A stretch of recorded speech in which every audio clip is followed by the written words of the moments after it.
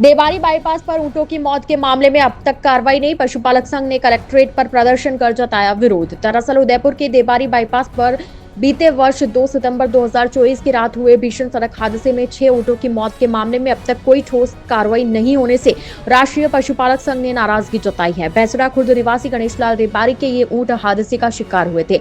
जानकारी के अनुसार 3 सितंबर को प्रतापनगर थाने में एफआईआर दर्ज करवाई गई थी और उसी दिन मृत ऊंटों का पोस्टमार्टम भी कराया गया।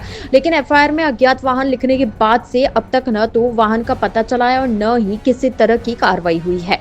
इसी के विरोध में राष्ट्रीय पशुपालक संघ ने मंगलवार दोपहर करीब 12 बजे कलेक्ट्रेट पर प्रदर्शन किया।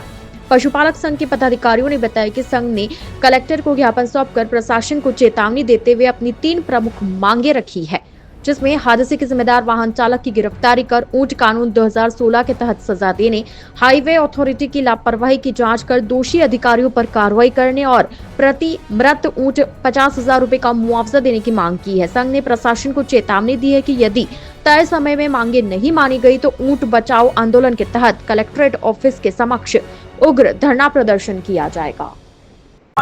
आज हमने ये ऊंट बचाओ आंदोलन यहाँ पे शुरू किया है।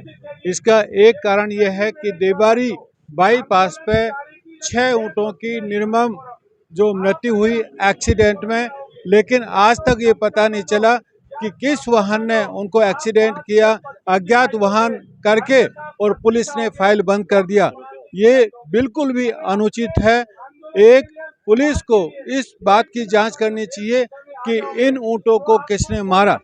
दूसरा हमारा ये पॉइंट है, ये मांग है कि ऊंटों को जो एक्सीडेंट पे मारा है उसका मुआवजा मिलना चाहिए। और ये मुआवजा एक तो व्हीकल का पता चल जाता तो व्हीकल के मालिक को देना चाहिए, यदि उनका पता नहीं चलता है तो नेशनल हाईवे को देना चाहिए, क्योंकि ये गलती नेशनल हाईवे की है। यदि हम लोग आसपास के जो बैरिकेड नहीं लगाते हैं, खुले कर देते हैं, तो बट नेचुरल है पशु वहाँ जाएगा। पशु के लिए रोड और ज़मीन में कोई अंतर नहीं होता है। ऊँट हमारी विरासत है, हमारे इतिहास का भाग है। जब भी राजस्थान का नाम आता है, रेगिस्तान और ऊँट का नाम पहले आता है, लेकिन सरकार ऊँट को बचाने में बिल्कुल भी सफल नहीं रही। इस तरह की घटना बार बार हो रही है। राज पशु का सरकार ने दर्जा दिया, लेकिन ना तो ऊँटों के लिए कोई जंगल सुरक्षित किया, ना कोई सेंचुरी है।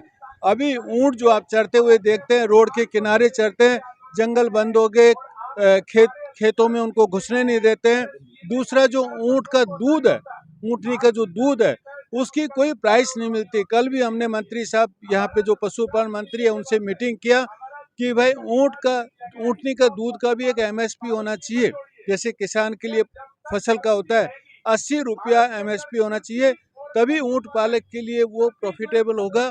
अभी हालत यह है, रोजी रोटी पालने में वो समर्थ नहीं है, इसलिए वो सेल कर रहे हैं। और सेल भी आपको जान के प्राइस को इसलिए मैं बताना चाहता हूँ, ऊँटों की कीमत बकरी की कीमत से कम हो गई है, लेकिन कोई भी उनकी तरफ देख नहीं रहा है। इसलिए राष्ट्रीय पशुपालक संघ ने पूरी आवाज़ उठाई है। 1-1.5 साल से हम जगह जगह पे जाके आवाज़ उठा रहे हैं और ये डिमांड कर रहे हैं कि भाई ये हमारा पशु है, राजस्थान का पशु है, ये पूरे प्रदेश का पशु है, किसी एक समाज का नहीं है, इसको बचाना चाहिए।